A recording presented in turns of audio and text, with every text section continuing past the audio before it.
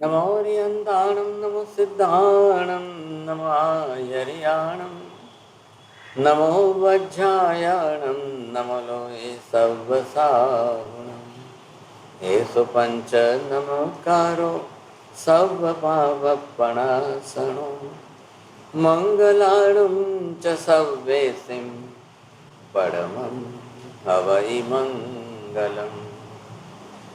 जय जगजीव जोनि वियाणो जगगुरु जगानंदो जगनाहो जगबंधो जय जगप्रिया महोदय जय सुयाण भवो तीर्थयराणम अपचिमो जय जय गुरुलोगाणम जय महप्पा महावीर सच्चिदानंद संपूर्णम विश्वज्ञं विश्वभावनं शंखेश्वर पुरोक्तं सं पार्श्वनाथं नमाम्यहं सर्वारिष्ट प्रणशाय सर्वाभीष्टार्थदायिने सर्वलब्धि निधानाय श्री गौतम स्वामिने नमः। श्री सुधर्मा स्वामिने नमः। अज्ञानतिमिरान्धनं ज्ञानाञ्जनशलाकया नेत्रमुन्मीलितं येन तस्मै श्रीगुरवे नमः। धर्म लाभ सबको बहुत आशीर्वाद। पिछले सेशन में हम अनाज और कठोल पर चर्चा को जारी रखे हुए थे। अनाज और कठोल कितने प्रकार के होते हैं और उनके साथ ये जाना कि उनके क्षेत्र, काल, देश, प्रकृति के आधार पर उनका उपयोग कैसे करना चाहिए। स्वादिष्ट भोजन बनाना ऑफ कोर्स हम लोग सबका ध्येय होता है, लेकिन वही एकमात्र ध्येय नहीं होना चाहिए। हमें खाद्य पदार्थों के गुण धर्मों को पहचानना बहुत ही जरूरी है। जो भी खाना बनाते हैं, खासकर गृहिणियां, ये हमारे कंधों पे है कि हम ये समझें कि आमतौर पे किस खाद्य पदार्थ की क्या प्रकृति होती है और हम किसको ये अपना बनाया हुआ खाना प्रस्तुत कर रहे हैं।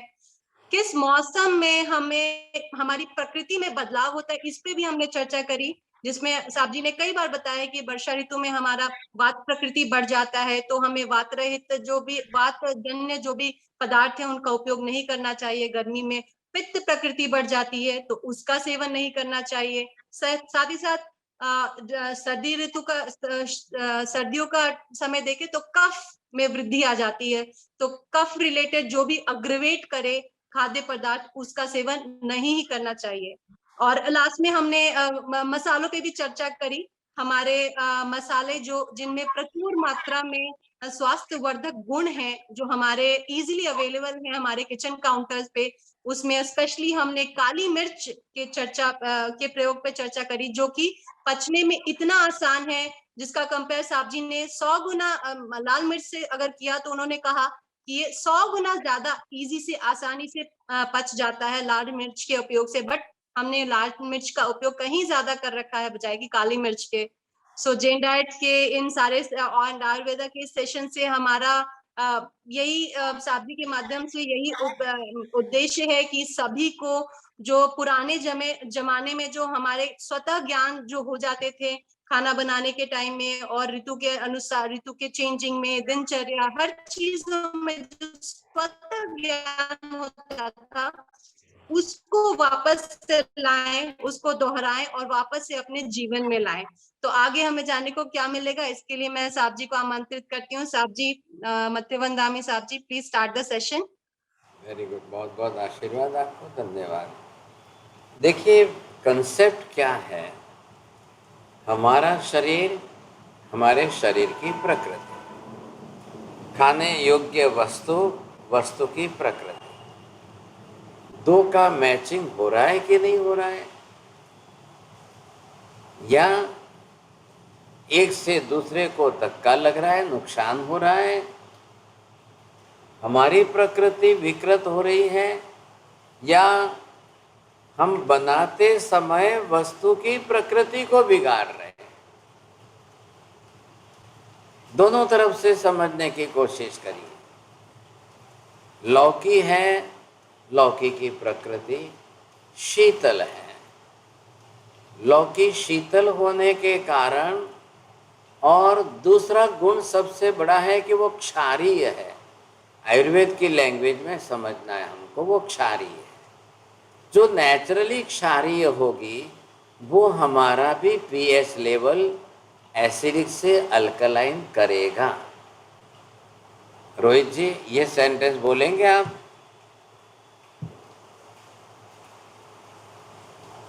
चलिए स्मिता जी आप ही बोलिए, दूसरे नहीं बोल पाएंगे।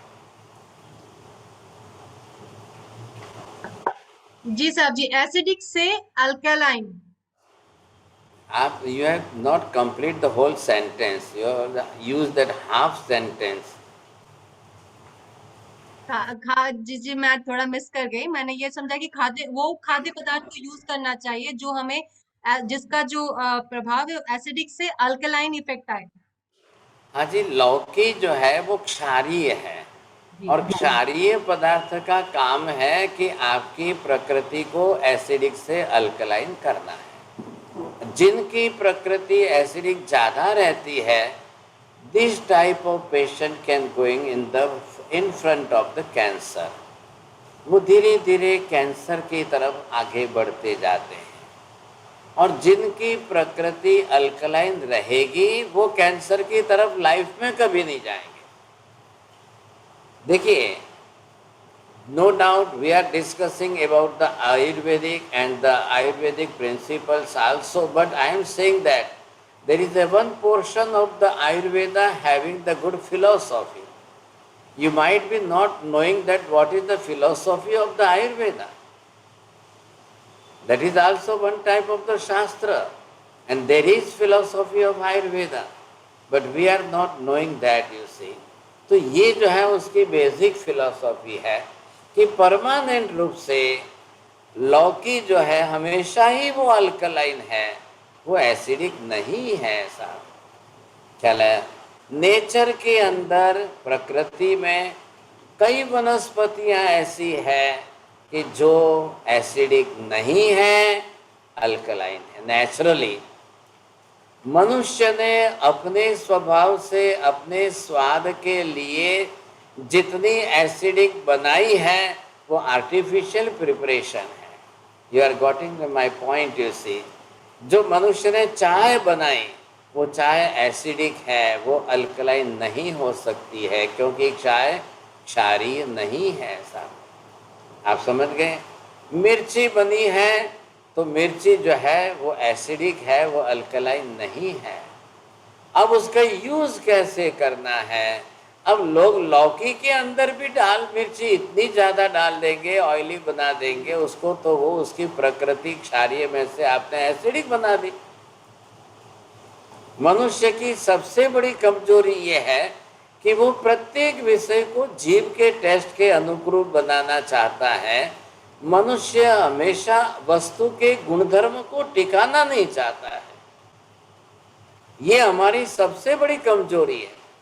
भाई लौकी है तो उसका अल्कलाइन पना है तो वो टिका के रखिए, आप बना के रखिए। It is your duty to increase that percentage of the alkaline in the लौकी।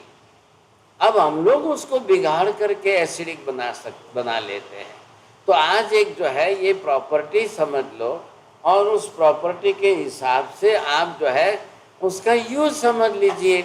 Those who are suffering from the cholesterol, those who are suffering from the heavy acidic condition, उनको पहले चेंज कर लेना चाहिए।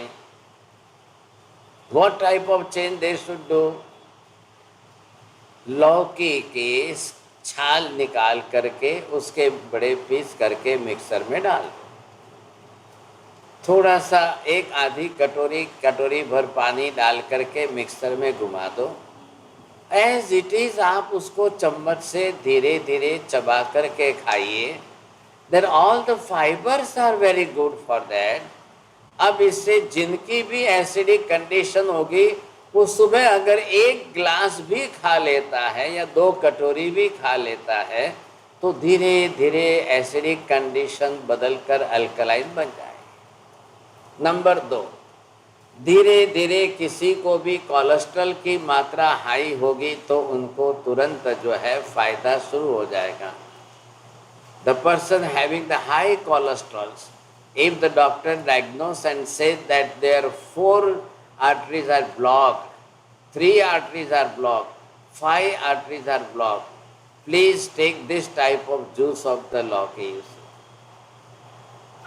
आपको बाईपास कराने की जरूर नहीं, आपको ऑपरेशन की सर्जरी की कोई आवश्यकता ही नहीं है। आप अच्छी तरह से जो है अल्कलाइन में आ जाएंगे। दोनों फायदा है, कोलेस्ट्रॉल भी घटेगा और दूसरी तरफ आपकी कंडीशन भी एसिडिक से बदल जाएगी। कितना बड़ा फायदा होगा। अब कहाँ दवाई की जरूर है। एक बाईपास की सर्जरी में 10 लाख लेंगे डॉक्टर, और इधर आपके 10 रुपए की लौकी में तो आपका काम हो जाएगा।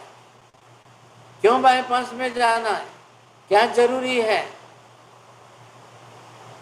Nature has given you the tremendous things you see. Already प्रकृति के घर में हमको इतनी ऊंची वस्तु मिल रही है। जरा थोड़ा ध्यान से सुन लीजिए। अब जैसे मैंने लौकी बताई वैसे ही जो है एशगार्ड है, हम कद्दू बोलते हैं ना उसको, पम्पकिन्स बोलते हैं, having the 2 colours, either one is the Kesari colour होता है और दूसरा वाइट कलर होता है, लेकिन वो अल्कलाइन प्रकृति का एक क्षारीय है और उसमें जिंक के परसेंटेज ज़्यादा अच्छे होते हैं। अगर उसको भी इसी तरह से आप प्लीज़ उसको बॉईल ना करें, गैस के ऊपर ज़्यादा बॉईल करने की जरूरत नहीं है। अब उसको डायरेक्टली यूज़ करना चाहिए आपको। सुबह सुबह उसी तरह से स्किन निकल गई, छाल निकालने के बाद पीसेस को मिक्सर में डाल दो, थोड़ा सा पानी डाल करके घुमा दो और आप उसको यूज़ करने लग जाओ। आपकी एसिडिटी थोड़े दिनों में पूरी गायब हो जाएगी और आपको बिल्कुल अल्कलाइन बन जाएंगे, तो आपका कोलेस्ट्रॉल लेवल ही घट जाएगा बिल्कुल। Third thing, those who are suffering from the obesity, it's a good medicine for them. सबसे अच्छी बात है, ओबेसिटी वालों को तो बहुत फायदा हो जाएगा। अब उसके 1000 फायदे हैं, लेकिन हम लोग बिगाड़ देते हैं साहब, ख्याल है कि नहीं। बिगाड़ कर मत खाइए। किसी भी वस्तु की जो नेचुरल प्रकृति है उस प्रकृति को टिकाइए, बढ़ाइए, उसकी प्रॉपर्टी जो है उसको अच्छी तरह सुरक्षित रखिए और फिर खाइए। तो वैसा भोजन हमारे शरीर की प्रकृति के अनुरूप है कि विपरीत है। The very first of all you must diagnose your own prakriti. Either you are suffering from the vata और you are suffering from the pitta और you are suffering from the kapha. तो जो लोग पित्त प्रकृति के हैं उनको भी लौकी फायदा करेगी। आप पित्त प्रकृति के हैं कि नहीं है, how to justify that? So there is no necessity of the laboratory, या कोई आपको टेस्ट कराने जाने की जरूरत नहीं है। सुबह उठते ही आप यूरिनेशन के लिए जाते हो, please take your urine in the one glass, एक कांच के ग्लास में लो and check up that how much the percentage of yellow colour in that urine you see. अब आपको परसेंटेज से ख्याल आ जाएगा। अब परसेंटेज उसके ज़्यादा है, मतलब आप अपनी प्रकृति को बिगाड़ रहे हो और वस्तु जो ले रहे हो उसकी प्रकृति बिगाड़ रहे हो, इसलिए नेचुरली आपके बॉडी के अंदर एसिड ज़्यादा बढ़ रहा है। तो नेचर इज फंक्शनिंग दैट, शरीर अपने आप में उस पित्त को डाइल्यूट करके पानी में वाटर बेस में ला करके उसको यूरिन में पास करके बाहर फेंक रहा है। तो जो शरीर से वेस्टेज बाहर निकल रहा है आप उसको चेक कर लो। आप चेक करते ही आप समझ जाओगे अच्छी तरह से, हाँ जी मेरा एसिड बढ़ गया है, मुझे तुरंत उसके अंदर खाने पीने में परिवर्तन करना है। क्यों बढ़ा acid? Either you are habitual with the tea and coffee, तो फिर आपका जो है एसिडिक कंडीशन बढ़ेगी। If you are taking the maximum spicy food, आपकी एसिडिक बढ़ेगी। आपका वाटर इनटेक परसेंटेज में कम है, आपके एसिडिक बनेगी कंडीशन। ये ऐसे कई कारण हैं जो हम खुद ही हमारे शरीर की एसिडिटी बढ़ा रहे हैं। और फिर उसके अंदर शरीर एक ऐसा मैकेनिज्म है, शरीर एक ऐसा ऑटोमिज्म है कि वो सेल्फ मोड पर अच्छी तरह से अपने शरीर का प्यूरिफिकेशन, शुद्धिकरण कर रहा है, नेचुरली कर रहा है, उसको कोई दवाई की जरूरत नहीं है। तो शरीर नेचुरली आपके पित्त को, एसिड को ज्यादा से ज्यादा ब्लड में से निकाल करके वाटर में, पानी में ला करके यूरिन के रूप में बाहर फेंक रहा है। तो दोनों किडनियां कितना बड़ा काम कर रही है। लेकिन हम कई बार हमारी किडनी से विरुद्ध खा रहे हैं, कई बार हमारे आइज से विरुद्ध खा रहे हैं, कई बार हम हमारे ब्रेन से विरुद्ध खा रहे हैं, कई बार हम हमारे पेट से विरुद्ध खा रहे हैं, कई बार हमारे बॉवल से विरुद्ध जा रहे हैं। क्यों जा रहे हैं? सिर्फ आपको एक ही टेस्ट का जो है इंटरेस्ट है। प्राचीन काल में क्या था कि फूड के लिए इतनी कोई ग्लैमरस एडवर्टाइज नहीं थी। आज की दुनिया में टीवी में देखोगे तो 50% 60% मेडिसिन की, ये फूड की ग्लैमरस एडवर्टाइज इतनी ज़्यादा है। अब देखिए एफडीआई के अंदर फॉरेन से मैकडोनल्ड की कंपनी आई, तो उसको भी तो अपना माल बेचना है, तो वो 200 से 300 करोड़ रुपए तो एडवर्टाइज पर खर्च कर रही है। अब आई कहाँ से ये कंपनी? विदेश से आई। वहाँ की विदेशी कंपनी के अंदर उनके पास रोटी सब्जी दाल चावल के आइटमें नहीं है ऐसा, तो वो जो मैदा के आइटमें बना रहे हैं, वो मैदा की आइटमें बना करके उसी से आपको जो है पहुंचाएंगे। अब उनका जो है मार्जिन के परसेंटेज, आपके बिजनेस में आपके मार्जिन के परसेंटेज 5 से 10% होंगे, लेकिन ये विदेशी कंपनियां 500% के मार्जिन पर ही बिजनेस करती है। वो 5-10% के मार्जिन पर बिजनेस नहीं करती है ऐसा। इसलिए 5 रुपए के मैदे का पिज्जा 500 रुपए में बेचेंगे, ये उनकी पॉलिसी है। अब 500 रुपए में से वो 50 रुपए निकाल करके एडवर्टाइज पर देगी। तो मैकडोनल्ड वाला जो है हर साल मीडिया को 200 से 300 करोड़ रुपए एडवर्टाइज को दे रही, तो वो कितनी पब्लिसिटी करेगा? Repeatedly again and again, 100 times in a day. अब आप सोचिए एक चीज की एडवर्टाइज 100 बार दिन में आ जाए तो आपके ब्रेन के ऊपर कितना स्ट्रोक आएगा। चलो ये तो एक कंपनी मैकडोनल्ड हुई, दूसरी डोमिनोज वाला तैयार है, तीसरा वॉलमार्ट वाला तैयार है, चौथा तैयार है, पांचवा तैयार है। एक दिन के अंदर आपके सामने पिज्जा की 50 एडवर्टाइज अलग अलग आ जाए। वो बोलता है हम 499 में देंगे, वो बोलता है हम 599, वो बोल रहा है 450 में देंगे। We will reach up within the 20 minutes in your house, हम आपके घर पर फ्री डिलीवरी देंगे, हम आपके घर पर इजी पहुंचाएंगे साहब, 20 मिनट्स में नहीं पहुंचा तो पैसा मत देना। ये सारे जो है ग्राहक को लुभाने के तरीके हैं। अब आप सोचिए हमारे यंगस्टर बच्चों में इतनी तो अक्ल नहीं है साहब, सेल्फ डिसीजन की कैपेसिटी तो उनमें नहीं है। जो ग्लैमरस जितना आया, और फिर फैसिलिटी है, आप कहीं भी रहते हो आप फ़ोन करिए आपके घर आ जाएगा, ये आज की फैसिलिटी आ गई। अब वेस्टर्न में जो कल्चर थी वो इंडिया में आ गई। अब घर घर मंगा के खाने लग गए साहब।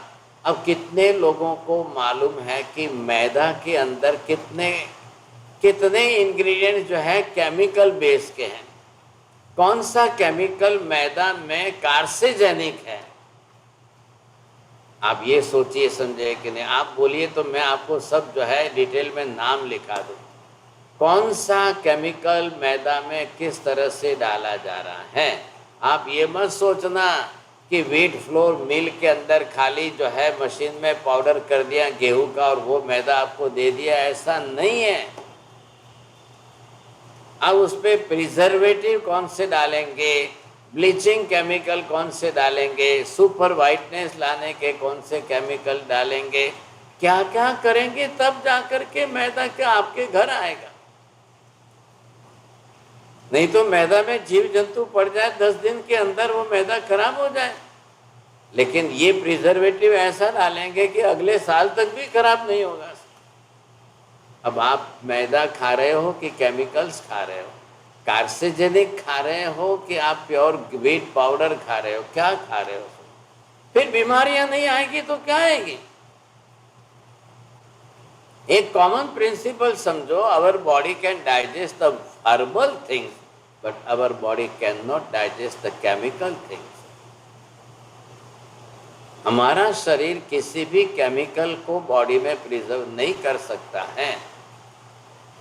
हमारा शरीर वनस्पति के साथ चल सकता है, हम वनस्पति के साथ जो है यूज टू हो सकते हैं, वनस्पति हमारी बॉडी के साथ मैच हो सकती है, ख्याल है कि नहीं? लेकिन कोई केमिकल हमारी बॉडी के साथ नहीं। कोई भी केमिकल बाहर से आएगा वो पहले आपके लीवर को डैमेज करेगा। कोई भी केमिकल बाहर से आएगा वो ह्यूमन बॉडी के अंदर जो है सबसे पहले आपके हार्मोन्स को इम्बैलेंस करेगा। And female body which is totally based on the hormone system, and due to that hormone system menstrual cycle is in balance. लेकिन वो केमिकल आए और सबसे पहले आपके हार्मोन्स को इम्बैलेंस किया, हार्मोन्स इम्बैलेंस हो गए तो आपके मेंस्ट्रुअल साइकिल इम्बैलेंस हो गई, वो इम्बैलेंस हो गई तो बॉडी के अंदर सारी जो है रिएक्शन आने शुरू हो गए। अब ये कोई इतनी कॉमन छोटी सी बात को समझने को तैयार नहीं। अब आज की तारीख के अंदर एग्रीकल्चर फॉर्म के अंदर इन फॉर्म खेतों के अंदर कितने पेस्टिसाइड, कौन कौन से पेस्टिसाइड डाले जा रहे हैं unnecessary, which is not required, but due to the publicity of the company, डाइवो की कंपनी जो केमिकल्स बना रही है वो केमिकल्स वहां नहीं चल रहे हैं, गवर्नमेंट ने बैन कर दिए फॉरेन में, लेकिन अब डाइवो की कंपनी का जो मैन्युफैक्चरिंग है वो सारा डंपिंग हो रहा है इंडिया में। और बेचारे किसान, द फार्मर्स जो बेचारे अनएजुकेटेड होते हैं, they are totally innocent and ignorant people, अब उनको ग्लैमरस एडवर्टाइज से या उनको सेल्समैन जा करके उनको इतना उकसाते हैं कि वो बेचारे कर्जा करके भी ऐसे केमिकल्स, पेस्टिसाइड वगैरह खरीदते हैं, इंसेक्टिसाइड्स वगैरह खरीदते हैं और वो अपने खेतों में डालते हैं। इसलिए अनाज महंगा हो रहा है। उनकी मैन्युफैक्चरिंग कॉस्ट क्यों ज्यादा आ रही है? पहले अपने खुद के बैल थे, गोबर और गोमूत्र था, उनका खर्चा ही नहीं था। ऑर्गेनिक खेती के अंदर किसानों के लिए इतना हैवी खर्चा ही नहीं था। अब किराए से ट्रैक्टर लाएगा तो उसका पेमेंट करना पड़ेगा, फिर इन कंपनियों से केमिकल्स लाएगा, उनका पेमेंट इनको करना पड़ेगा। आपका गेहूं यूं जा करके महंगा हो रहा है, नहीं तो 10 रुपए का गेहूं है साहब, आज क्यों 40 रुपए में बेच रहे हैं? 20 रुपए, 15-20 रुपए का राइस नहीं है, उसको ले जाकर 60-70 में बेच रहे हैं। What is the meaning of that? अब इतनी कंपनियां आकर इन फार्मर्स के ऊपर जो है उनका ब्रेन वॉश कर दिए। Till today in the India 70 to 80% farmers are innocent and ignorant. They are totally innocent. They are totally ignorant. They are not well educated people. They can't take the decision either or shall I use this or not to use this. अब उनको खाली जो है वो salesman जाकर इतना दिमाग में फिट कर देते हैं, इतना भर देते हैं कि वो बेचारा लेने को तैयार हो जाता है। और कंपनियां, दाइवू कंपनी 10 रुपए की चीज को 1000 रुपए में बेच रही है। 10 रुपए की चीज। अब आप सोचिए यूरिया क्या है, सल्फर क्या है, फास्फोरस क्या है, व्हाट आर दीज थिंग्स। हमारे यहाँ पर गोमूत्र और गाय के गोबर से खेती होती थी, न कोई यूरिया की बात, न सल्फर की बात, न फास्फोरस की बात, कोई सवाल ही नहीं था। और तब जाकर किसी को कैंसर नहीं था। अब आज government what decided that 137 crores population of India, लोगों को कहाँ से खिलाएंगे, क्या खिलाएंगे? तो जीएम मेडिकल के अंदर क्या, जेनेटिकली मॉडिफाइड करके एग्रो इंजीनियरिंग सिस्टम के अंदर इतने कई प्रकार के एक्सपेरिमेंट्स करके ऐसे ऐसे ऐसे ऐसे क्रॉप बना रही हैं। अब इनको बेचारों को लुभा रहे हैं, समझे? अब इनको जितना लुभाओगे उतने ज़्यादा ये लोग खरीदेंगे। अब वो करें तो क्या करें, सोचिए आप क्या कर सकते हैं। ऐसी स्थिति के अंदर जो है ये सारा भार आकर के सिर पर गिरता है। और फिर एमएसएमई के अंदर इनको रेट नहीं मिलता है, गवर्नमेंट के पॉलिटिक्स के रास्ते अलग अलग हैं, तो फिर बेचारे को इनको जो है ये तो कमा नहीं सकते फार्मर्स, इनसे खरीद करके प्रोसेस करने वाले 10 गुना कमा रहे हैं। किसान बेच रहा है अपना राइस 10-20 रुपए में, 30 रुपए में, सामने वाला खरीद करके इडली बना करके वो बेच रहा है उसको सीधे 800-1000 रुपए में, तो कौन कमा रहा है? एक इडली आपको 10 रुपए की, 20 रुपए की, एक इडली एक जो है वो डोसा आपको 25 रुपए का, 30 रुपए का। अब बताइए साहब, एक किलो चावल का किसान को 20-30 रुपया मिला, और ये 1 किलो चावल में से प्रोसेस करके बनाकर 1000 रुपया कमा रहे हैं कंपनी वाले, तो बेचारा किसान तो वहीं का वहीं 1000 बरसों से गरीब है, और ये कंपनी वाले, मॉल वाले सब मालामाल हो गए साहब। यहाँ ये तकलीफ आ रही है, और हम इतना केमिकल खा रहे हैं। अब आज सब लोगों को घर बैठे ऑर्गेनिक खेती का प्रोडक्ट तो मिल ही नहीं सकता है, शुद्ध अनाज नहीं मिल सकता है, शुद्ध पल्सेस आपको नहीं मिल रही है, सारी प्रोसेस होकर के आ रही है। दालों में प्रोसेस इतनी बढ़ा दी, छिलके निकाल दिए दालों के सबके, और छिलके छाल निकाल कर प्रोसेस करके दाल आपको दे दी, सब केमिकलाइज करते दे दी। अब वो आपको कैंसर नहीं करेगी तो क्या करेगा? जो सारा प्रोटीन था वो दालों के छिलकों में था, चाहे मूंग की दाल है, अरहर की दाल है, आपको जिसको हम तुअर की बोलते हैं, या उड़द की दाल है, या जो मसूर की दाल है, अपने अपने प्रदेशों में लोग खा रहे थे, आज भी खा रहे हैं। अब आज क्या हो गया, इन प्रचारों के कारण, मैदा आदि की वस्तुओं के कारण लगभग आप सोचिए कि 80% लोग जो है गेहूं और राइस के ऊपर आकर के रुक गए हैं। अब ज्वारी नहीं खाना है, बाजरी नहीं खाना है, मक्का नहीं खाना है, जौ नहीं खाना है, उस तरफ आपने दिशाई पीठ मोड़ दी है। अब उसका परिणाम ये आया कि गेहूं की शॉर्टेज हो जाए, राइस की शॉर्टेज हो जाए, उसके रेट भी बढ़ जाएंगे तो भी लोग लेंगे, खरीदेंगे। अब हमको वो समझ ही नहीं है कि जौ की रोटी क्या गलत है क्या, ज्वारी की रोटी कोई गलत है क्या, क्यों नहीं खानी चाहिए? ऊपर से गेहूं जितनी बीमारियां बढ़ा रहा है, या गेहूं जितना डायबिटीज बढ़ा रहा है, या गेहूं जितना कोलेस्ट्रॉल बढ़ा रहा है, या गेहूं से बने हुए प्रोसेस में मैदा या आटा जो बढ़ा रहा है, वो चीज जौ और ज्वारी में नहीं है, इसलिए उसका फायदा है। अब हमारे पूर्वजों ने इतना कॉम्बिनेशन कर दिया कि अगर आप बाजरा खा रहे हो, जौ ज्वारी खा रहे हो, वो थोड़ा रूखापन है, उसके लिए आपको घी का यूज़ करना है, आपको सरसों के तेल का यूज़ करना है, आपको तिल के तेल का यूज़ करना है, ताकि आपको वो ज्वारी, बाजरी, जौ वो वात प्रकोप न करे, वायु का प्रकोप न करे। ये हमारा आयुर्वेद यहाँ बीच में आया कि जो ज्वारी, बाजरी आदि है, अब उनके अंदर जो रुक्षता है, वो आपकी बॉडी के अंदर जो रुक्षता लाते हैं, तो आप अगर वात प्रकृति वाले हो तो आप सरसों का तेल, आप जो है इसमें तिल का तेल मिला करके खाइए, तो आपका कॉम्बिनेशन भी सही हो गया और आपको नुकसान भी नहीं करेगा, दोनों फायदा हो गया।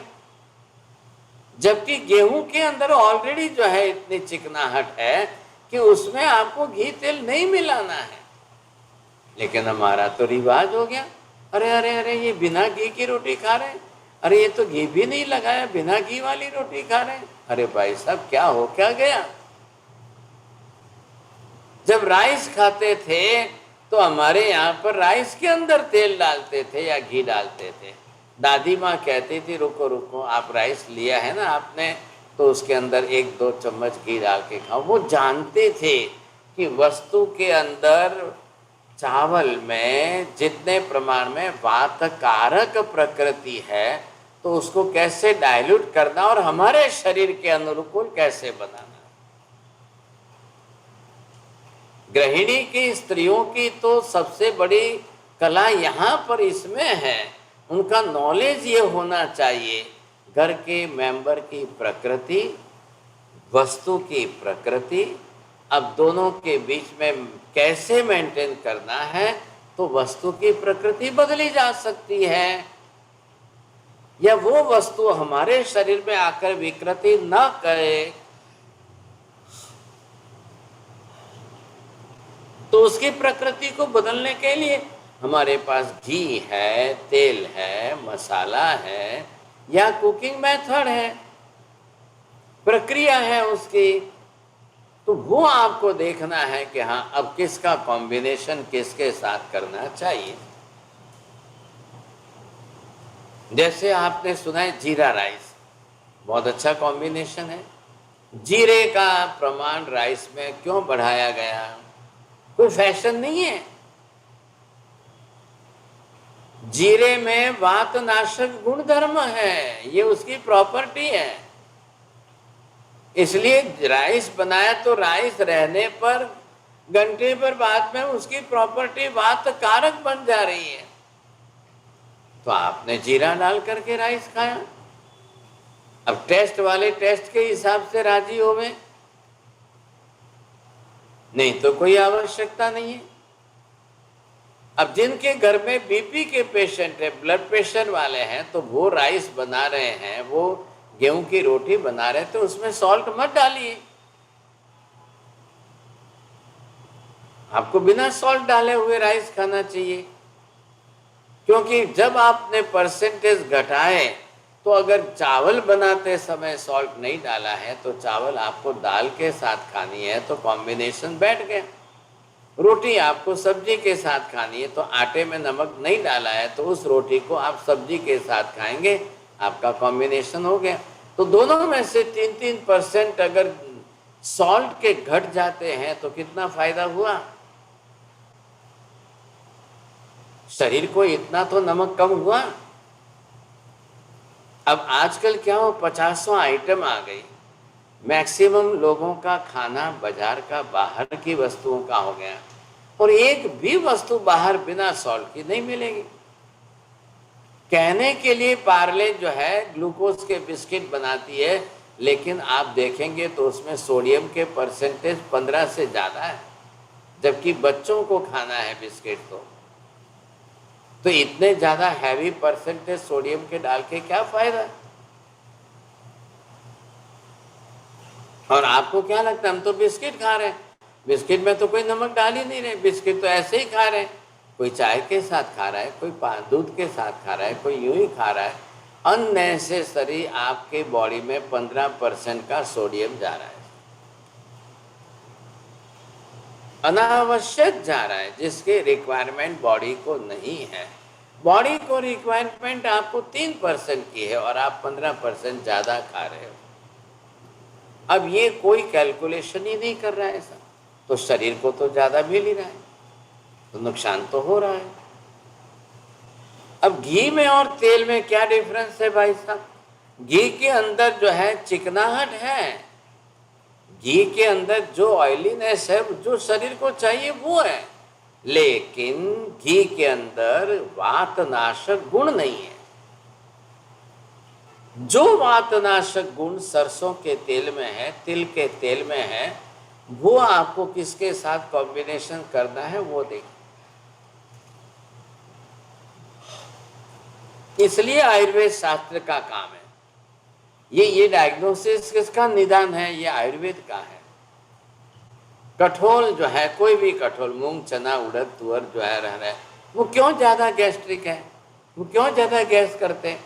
सबको नहीं करेंगे। The person having the strong liver, the person having the strong digestion power, उनको गैस नहीं करेगा। वो मूंग खाए कि चना खाए कि चने की दाल खाए। आपके शरीर में कैल्शियम की कमी है, आप चना खाइए, लेकिन चना खाते हुए वो आपको ओवर गैस्ट्रिक न कर जाए। आपको कॉम्बिनेशन बनाना है कि चने की सब्जी बनाते हुए सरसों का तेल 1 से 2 चम्मच उसमें डाल के बनाइए, तो वो कैल्शियम तो देगा लेकिन आपको गैस्ट्रिक प्रॉब्लम नहीं करेगा। बात ये फायदा है।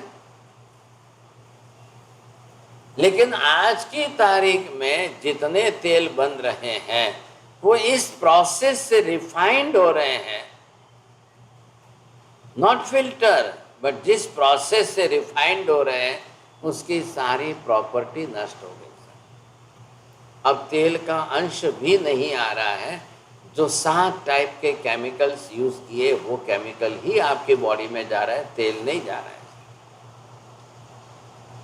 इसलिए लोगों का ब्लड प्रेशर हाई हो रहा है, इसलिए लोगों का थायराइड इम्बैलेंस हो रहा है, और इसलिए लोग कैंसर की तरफ जा रहे हैं, और इसलिए लोग कोलेस्ट्रॉल की तरफ जा रहे हैं।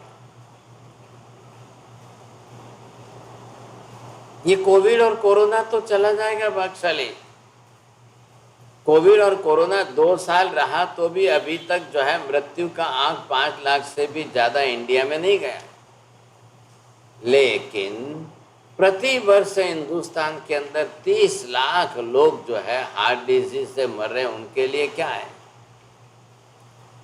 5 लाख लोग कोविड से मरे, उसके लिए गवर्नमेंट हिल गई, पूरा देश नहीं पूरी दुनिया हिल गई। हालांकि अमेरिका में तो इंडिया से डबल संख्या में मृत्यु हुई है, लेकिन फिर भी जो है इसके लिए, कोविड के लिए वैक्सीन बनाओ, ये करो वो करो, अरबों रुपए खर्च कर दिए, और 30 लाख लोग एवरी ईयर हार्ट डिजीज से मर रहे हैं। उनके लिए क्या है? कौन सी वैक्सीन बनी है हार्ट के लिए? कुछ भी नहीं बनाया था। मर रहे हैं लोग, मर रहे हैं, हर साल मर रहे हैं। आप पहले ये सीखिए, आयुर्वेद का मतलब कहने का है निरोगी जीवन जिए, स्वस्थ जीवन जिए, दीर्घायु बन करके जीवन जिए। ये महत्व की बात है। हमने लाइफ में कितना खाया, कितना खाया, कितना खाया, क्या खाया, ये कोई मायने नहीं रखता है। आप निरोगी, स्वस्थ, सशक्त बनकर जीवन जी रहे हो, ये बड़ी बात। अब एवरेज रेंज जो है लोगों की लाइफ की कम क्यों हो रही है? उसके कम होने के कारण ये आज की दुनिया के केमिकल्स ज़्यादा है सब, और कुछ भी नहीं है। अब आप केमिकल फ्री कौन सा लाएंगे? केमिकल फ्री टोटली आपको कहाँ मिलेगा? कौन सा मिलेगा? क्या मिलेगा? ये कोई सोचने को तैयार नहीं। तो कॉम्बिनेशन करिए। कई लोगों ने, महिलाओं ने लौकी की सब्जी के साथ चने की दाल का कॉम्बिनेशन बनाया। कई महिलाओं ने तुरिया की सब्जी, तुरी की सब्जी के साथ मूंग की दाल का कॉम्बिनेशन बनाया। कई लोगों ने किसके साथ किसका कॉम्बिनेशन बनाया। अब उनको पूछो, वो कुछ भी नहीं जानते हैं। हमारे सासू जी ऐसा बनाती थी, हमारे मम्मी जी ऐसा करती थी। अब जो ट्रेडिशनल जो चली आ रही है, तो कोई लोग जो है लौकी की सब्जी डायरेक्टली अकेली खाना ही नहीं जानते। और किसी को बोल दो लौकी, तो बोले ऐसे ऐसे ऐसे सब्जी बनाएंगे तो खाएंगे हम। फिर वो उनके मेमोरी का प्रश्न आ जाता है, मेमोरी में जैसा सेट है वैसा। अब किसी को बोलो भैया आप पहले ये करो कि लौकी की छाल निकाल, मिक्सर में पीस करके बिना चूल्हे पर चढ़ाए डायरेक्ट खाइए। अरे अरे ये कोई होता है क्या? अरे ये कोई तरीका है क्या? अरे ऐसे कोई खाया जाता है क्या? अरे पहले खाइए। जब आप अपने शरीर की प्रकृति सुधारना चाहते हो तो वस्तु का तरीका बदल के खाइए। लेकिन हुआ क्या है, खाना पीना भोजन भी आज मेमोरी पर चला गया है। जो मेमोरी में सेट है वही आना चाहिए, वैसा ही आना चाहिए। मेमोरी के हिसाब से खाना है, वो गलती हम कर रहे हैं। अब स्वाभाविक है एक व्यक्ति अपनी लाइफ के 50 साल 60 साल जिस तरह से जैसा भोजन किया है, तो वो तो अपनी मेमोरी को इम्पोर्टेंस देगा, वो तो मेमोरी के हिसाब से ही खाएगा ना। तो ये उनकी गलती है। आप सबके साथ बरोबर जो है मैच करिए। चलो कोई हरकत नहीं, आप कौन सा अनाज ले रहे हो, कौन सा कठोल ले रहे हो, जरूर लीजिए। एक अनाज एक दिन, एक दिन का एक अनाज, एक दिन का एक कठोल, एक अनाज के साथ एक कठोल। आज आपने जो चीज ली है कल दूसरा लीजिए, हरकत नहीं। लेकिन आज ही सब मिक्स कर लो, आज ही सब एक साथ में ले लो, ये गलती मत करो।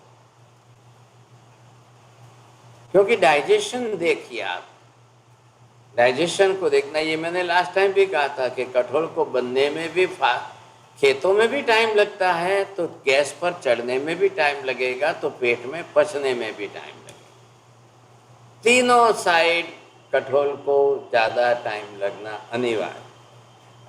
बोलिए स्मिता जी, तीनों साइड। जी, कटहल को खेतों में बनने में, तैयार होने में भी ज्यादा समय लगेगा, किचन में पकने में भी ज्यादा समय लगेगा और उसको पचने में भी ज्यादा समय लगेगा। अब पचने में ज्यादा समय लगने के लिए इजी क्या करना है? आपने अगर कुकर में पका दिया तो और खराब कर दिया। हमको कठोल की आवश्यकता क्यों है? कैल्शियम के कारण है ना। लेकिन आपने कुकर के अंदर करके उसकी प्रॉपर्टी खत्म कर दी, नष्ट कर दिया। अब आप खाएंगे, क्या होगा? नुकसान होगा। ये हमको तरीका बदलना है। और कठोल खाना है, खाना जरूरी है, प्रतिदिन खाना है। हरी सब्जियों में जितने परसेंटेज में कैल्शियम प्रोटीन नहीं मिलेगा, उससे 10 गुना ज्यादा आपको कठोल में मिलेगा। So those who are suffering from the deficiency of the calcium and protein, they should take any one kathol every day. Now, which one is suitable for your body? Which one is more suitable for your nature? वो आप set करिए। तो आयुर्वेद वहां आपको बीच में आ रहा है। प्रकृति को सुधारना ये आयुर्वेद का काम है। अब दोनों की प्रकृति, ह्यूमन बॉडी प्रकृति, हमारे शरीर की प्रकृति, और यहाँ जो भी वस्तु आप ले रहे हैं उसकी प्रकृति। बिना गुणधर्म वाली एक भी वनस्पति नहीं है साहब। प्रत्येक वनस्पति का अपना अपना गुणधर्म है, ये विशेषता है। करेले का गुणधर्म अलग है, कुंदरू का गुणधर्म अलग है। आप फ्लावर गोभी देखिए, उसका गुणधर्म अलग है। पत्ता गोभी देखिए, वो वात कारक है, उसको हमें समझना पड़ेगा। अब जिसको रूमेटिज्म है, आर्थराइटिस है, तो उनको देखना चाहिए। अब रूमेटिज्म, आर्थराइटिस आदि जो है वो वात रोग है। अब घुटनों का रोग जो है, घुटने खराब हुए, वो वात रोग है। फिर वो बोले कि नहीं, मुझे तो मटर की सब्जी भाती है, ग्रीन मटर अच्छे लगते हैं, फिर सूखे मटर भी अच्छे लगते हैं, तो उनका वात रोग बढ़ जाएगा, फिर डबल बढ़ जाएगा। अब वो बोलते हैं रगड़ा पेटिस, बोलते हैं, हम लोग सुनते हैं नाम, महिलाएं बताती है तो रगड़ा पेटिस, तो रगड़ा क्या होता है भाई? तो वो तो आया, मटर आया, सूखा मटर आया, क्या आया। अब उसको करते हैं क्या साहब, हैवी मसाले डाल देते हैं, बस आपको मटर दिखेगा ही नहीं था। अब कुछ का कुछ बना करके खा रहे हैं, तो वो आपके लिए रूमेटिज्म, आर्थराइटिस बढ़ाने वाला हो। यूरिक एसिड क्यों बढ़ रहा है, हम नेक्स्ट क्लास में और डिस्कशन करेंगे एक एक बाद में। यूरिक एसिड का मतलब क्या है, क्यों बढ़ता है, ये भी स्टडी करनी है हमको, सब जरूर करेंगे। तो यहाँ पर जो हमको देखना है, कॉम्बिनेशन देखिए। अनाज में कॉम्बिनेशन देखिए, कठोल का कॉम्बिनेशन, बीच में आपको मसाले, घी या तेल, ये 3 आइटम आपके पास है। तीनों आइटम में से आपको किसका यूज किस में करना है वो देखिए। आज आप लोगों ने फैशन के नाम पर जो है सूंठ का उपयोग कम कर दिया, अजवाइन का उपयोग कम कर दिया, सौंफ का उपयोग कम कर दिया, बस खाली नमक, मिर्ची, हल्दी, इसी पर आपका भार है साहब। और कुछ लोग तो ऐसे भी हैं कि सौंफ, उसमें भी सोडा बाइकार्ब का यूज़ करते हैं। कटहल को पकाने में भी सोडा बाइकार्ब का, नहीं डालो थोड़ा ज़्यादा तो जल्दी बन जाएगा, इतना आधा घंटा कौन टाइम वेस्ट करे, 10 मिनट में करना है तो कुकर के अंदर सोडा खारा डाल के करेंगे, वो आपकी बॉडी के लिए जहर बन गया है। कुकरों के अंदर अगर आपने सोडा बाइकार्ब डाला और कटहल डालकर जल्दी पका रहे हो तो ये आप अपने शरीर के लिए बहुत खतरनाक खेल कर रहे हो। ये पहले समझने जैसी बात है। तो हम जरूर अब थोड़ा सा क्या करेंगे, डिजीज वाइज चलेंगे थोड़ा थोड़ा, तो वो भी आपको ख्याल आ जाएगा। फिर कोलेस्ट्रॉल से सफरिंग करने वाले आज बहुत लोग हैं, ब्लड प्रेशर वाले बहुत हैं, हार्ट डिजीज वाले हैं, थायराइड वाले बहुत हैं, सब जो डायबिटीज़ वाले भी हैं। तो जो चल रहे हैं तो उनके लिए आहार का संतुलन, और आहार ही उनके लिए औषध करके कैसे बताए, जैसा मैंने लास्ट टाइम बताया था कि बाजरा जो है वो डायबिटीज़ को मिटाने वाला है,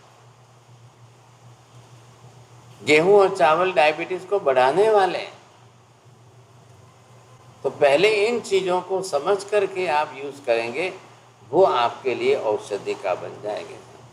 अब फिर इनके लिए इनके साथ में सबकी प्रकृति देखिए, वात प्रकृति है तो वात नाशक आपके पास 10 मसाले की आइटम, पित्त प्रकृति है तो आपके पास 10 मसाले हैं, कफ प्रकृति आपकी है तो 10 मसाले की आइटम आपके पास है कि आप वहीं से ट्रीटमेंट करके अपने अंदर फायदा कर सकते हैं।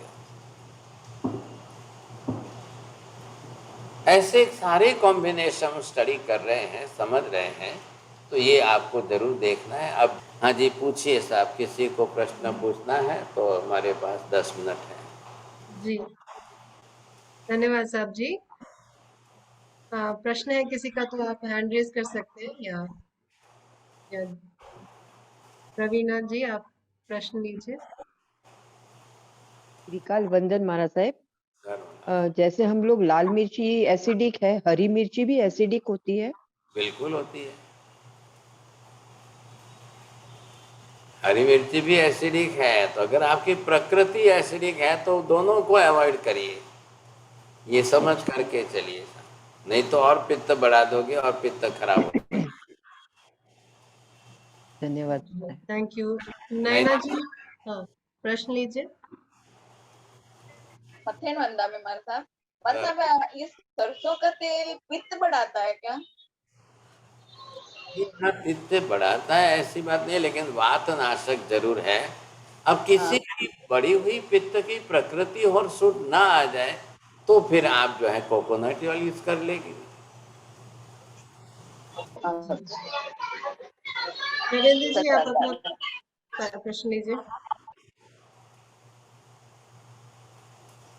या अनम्यूट करिए। हाँ सर जी, जो आपने बताया कि लौकी के साथ चना की दाल जो बनाते हैं तो खाना चाहिए या नहीं? अब देखिए प्रकृति पर है ना, आपकी प्रकृति कौन सी है, ये महिलाएं बनाती हैं, उनको पूछो कि ऐसा कॉम्बिनेशन क्यों करती है, उनको कुछ भी मालूम नहीं है। आप फरमाइए, इससे क्या फर्क पड़ता है? अगर आपकी जो है एसिडिक कंडीशन नहीं है, अल्कलाइन है ऑलरेडी, तो फिर खाने में आपको हर्ज नहीं है। नहीं तो बिना लौकी के, आप बिना चने की दाल के भी लौकी की सब्जी खा सकते हो, बिना मूंग की दाल के तूरी की सब्जी आप खा सकते हो, कोई ज़रूरी नहीं है कि दोनों का कॉम्बिनेशन हो।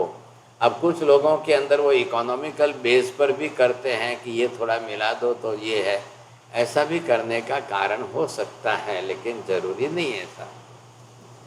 Thank you. दिव्या प्रसाद जी पूछिए, प्रश्न पूछिए। मथेन वंदा में महाराज साहब, गैस ज्यादा होती है तो क्या करना चाहिए? आपको उसके अंदर अजवाइन का, सूंठ का, जीरा का, सौंफ का, हींग का, ये सारे वातनाशक गुण धर्म वाले ज़्यादा हैं, उनको आप दाल सब्जी में ज़्यादा यूज करने का फायदा है। अच्छा, और ये गैस होता है तो अपना कठोल कैसे खाने का, उसका क्या तरीका रहेगा? तो आप मूंग के अंदर जो है मेथी और अजवाइन डाल के खाओ, आपको फायदा हो गया। जिसको मूंग मेथी बोलते हैं ना, तो मूंग मेथी आपने 70% मूंग लिया है, 20-30% आप उसके अंदर मेथी डाल दीजिए और साथ में 1 चम्मच अजवाइन डाल दीजिए, आपका बेस्ट कॉम्बिनेशन हो गया। कठोल का भी फायदा हो जाएगा, आपको बात प्रकृति भी नहीं होगी। जी, अच्छा, थैंक यू। मीना जी प्रश्न पूछिए। Meena ji I wa- unmute करिए। हाँ जी। Yeah, I wanted to ask about the ginger and the soot. What's the difference? Because one is dehydrated, but why can't we eat the fresh ginger? Is there a problem? Yes, you are right. Ginger, if it is in a raw form, that is called anantakaya. But naturally in the sunlight, if it is just सूख गई है, then it is soot powder है. And which is more usable, soot powder, it is more जो है वो वातनाशक गुणधर्म वाला हमारे लिए यूज होता है. Don't use that raw form of the ginger, वो अनंतकाय हो जाता है. Thank you. शकुन जैन जी आप अपना प्रश्न पूछिए। मथेन वंदा में महाराज साहब, जैसे बेयासने वगैरह में दाल और दूध एक साथ में वापर सकते हैं, जैसे एक टाइम मतलब ये कठोर और दूध वगैरह? रिपीट मत करो, 2 बार 3 बार नहीं बोलना है। ये पहले भी मैंने स्टार्टिंग में आपको कहा था, विरुद्ध आहार होता है। कोई भी दूध दही छाछ के साथ में कठोर विरुद्ध आहार होता है। फिर आज वापिस उसी को रिपीट कर रहे हो आप। ये गलती मत करो ना। जिनको प्रश्न पूछना है तो पहले के भी तो देखो कि आपने पूछा है, आपको ध्यान में रखना चाहिए। आप नहीं पियो दूध, क्या फर्क पड़ता है आपको? आप मूंग का पानी पी लो, मूंग को छौंक करके खा लो, बढ़िया अच्छा है। जी जी, थैंक यू। नीरू चोपड़ा जी प्रश्न पूछिए। नीरू चोपड़ा जी। सर जी मत्थे वंदा में। हाँ सर जी, मेरी पित्त प्रकृति और वात प्रकृति दोनों है, तो मैं पहचान नहीं पाती कि मुझे किससे तकलीफ है। अगर कभी सिर दुखता है तो मुझे पित्त की वजह से दुख रहा है या वात की वजह से, उसका मैं उपाय नहीं कर सकती। चाय कॉफी का प्रमाण ज्यादा होगा तो ही पित्त बढ़ेगा। ना आप चाय कॉफी तो बिल्कुल नहीं पीती मैं। बहुत धन्यवाद। तेल मिर्ची खटाई आपको खाने की आदत ज्यादा होगी तो पित्त जरूर बढ़ेगा। तो अच्छा जो है उसमें सुधारना कर लिया। अभी मैंने बताया लौकी का, वो यूज कर लो, आप थोड़े दिन में ही आपकी प्रकृति चेंज हो जाएगी। अच्छा बिना दवाई के आपको फायदा हो जाएगा। जी साहब जी। और दूसरा एक प्रश्न है साहब जी, हमारे घरों में कच्चे केले का उपयोग अब ज्यादा बढ़ गया है, तो क्या वो नुकसानकारक है? जी नहीं, कच्चा केला बहुत अच्छा है। आप बनाने का तरीका बिगाड़ना मत, बस अच्छा ये आपको देखना है। बॉईल किया है, उसके साथ में इतना हैवी मसाला तेल मिर्ची का इतना मत कर देना, नहीं तो केले का फायदा ही नहीं होगा फिर। जी जी साहब जी। Thank you. ओप्पो 519 प्लीज प्रश्न लीजिए। श्रीकाल वंदना साहिब जी, एक्चुअली मेरा जो फूड का इंटेक है वो पूरा सात्विक ही है, लेकिन फिर भी मुझे डाइजेशन का प्रॉब्लम और दिन भर नींद आती है, तो इसका कारण क्या हो सकता है? हाँ जी, आप थोड़ा सा रॉन्ग कॉम्बिनेशन ऑफ फूड पर ध्यान दीजिए। रॉन्ग कॉम्बिनेशन ऑफ फूड, यदि सात्विक होते हुए भी उल्टा हो रहा है। मैंने अभी आपको कहा कि एक दिन का एक कठोर लो और फिर आप चेक करो अपनी प्रकृति के साथ कि आपको मूंग ज़्यादा सूट कर रहा है कि आपको अरहर ज़्यादा, तुअर की दाल ज़्यादा सूट कर रही है। तो एक वीक में ही आपका डिसीजन हो जाएगा। तो फिर बाद में वो बंद करके आप जो है अपने मूंग पर आइए, मूंग की छिलके वाली दाल पर आइए, वो आपको ज़्यादा। और वो जब कठोल करो तो हींग बढ़ाइए उसमें, उसके साथ में अजवाइन बढ़ा दो, जीरा बढ़ा दो, सौंफ बढ़ा दो, सिंधा नमक बढ़ा दो, बस आपका कॉम्बिनेशन सही हो जाएगा तो डाइजेशन सही रहेगा। हाँ, ये जरूर है कि आपका लीवर वीक है। लीवर वीक होने के कारण डाइजेशन में प्रॉब्लम आता ही आता है। तो एसिडिक ना हो जाए ये आप जरूर ध्यान रखना, तो बहुत फायदा हो जाएगा बस। और दिन भर नींद आती है, उसके लिए क्या कर सकता हूँ साहिब जी? हाँ, नींद बहुत दिन भर आती है नींद दिन भर। आती है। हाँ नींद आती है, आप त्रिफला लीजिए सुबह शाम 2 टाइम, क्या है कि वो पेट साफ नहीं होता है, कॉन्स्टिपेशन रहता है, फिर वो गैस से सिर पर चढ़ती है और आहार की मात्रा ज़्यादा हो और फिर पेट साफ ना हो तो ये प्रॉब्लम बढ़ने जैसा है। आप सादा त्रिफला लीजिए सुबह शाम, आप रिजल्ट देख लोगे 4 दिन में। Thank you. नैना जी, आपका दूसरा प्रश्न है, पूछिए।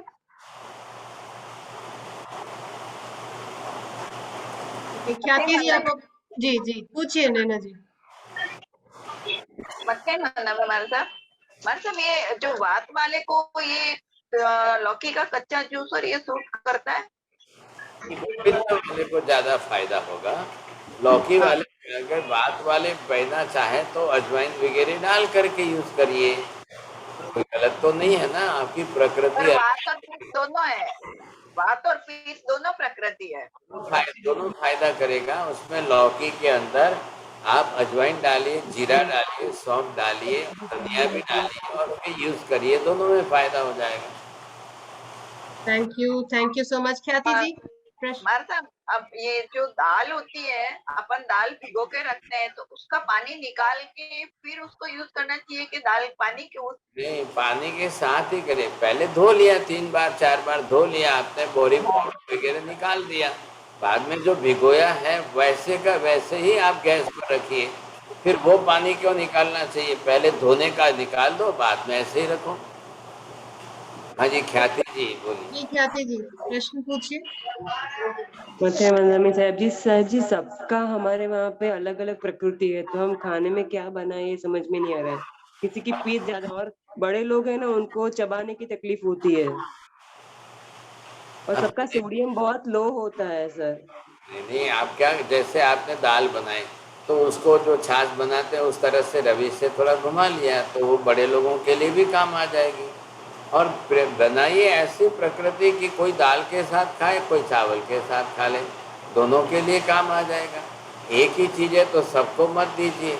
इनको देख लिया कि इनका पित्त बिगड़ा हुआ है तो इनको वो चीज़ मत दीजिए, इनका कफ बिगड़ा हुआ है तो उनको वो चीज़ मत दीजिए। हाँ जी, तो ये आप करेंगे तो कॉम्बिनेशन आपका सही हो जाएगा।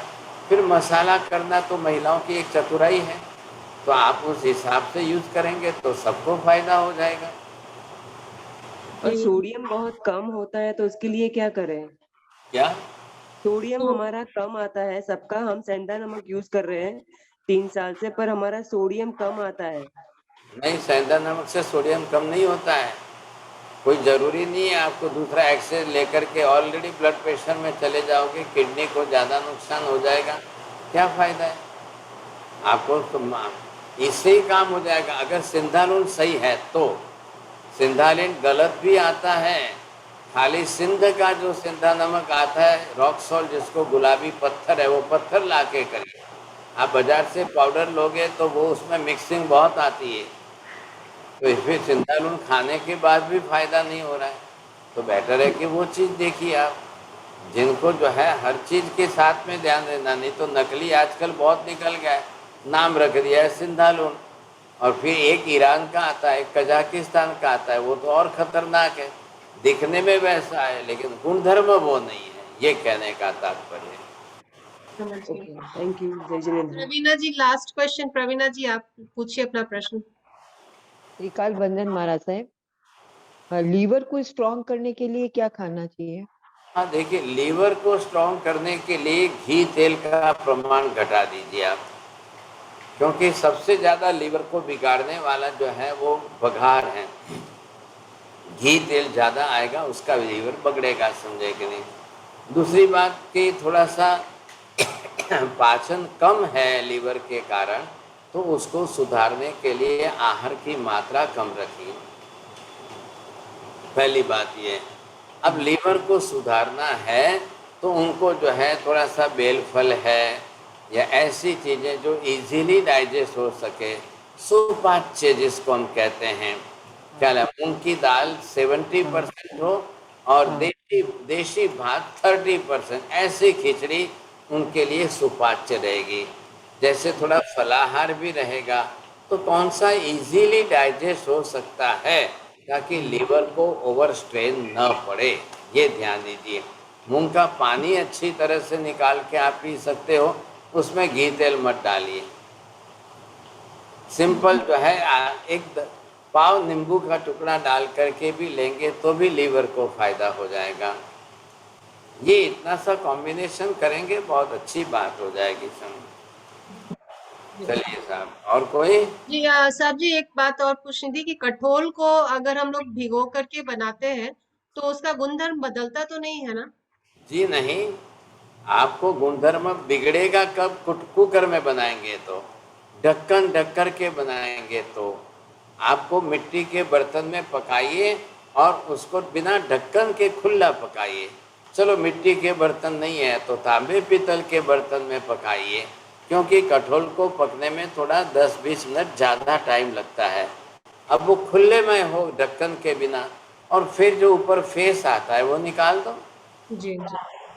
फिर आपको कोई तकलीफ नहीं है। कठोल खाना भी जरूरी नहीं, जरूरी है। अगर नहीं खाएंगे तो बाद में डॉक्टर आपको कैल्शियम की टैबलेट देंगे, कैप्सूल देंगे, और वो टैबलेट कैप्सूल आएगी यानी स्लॉटर हाउस के बाय प्रोडक्ट की, तो वो क्या फ़ायदा है फिर?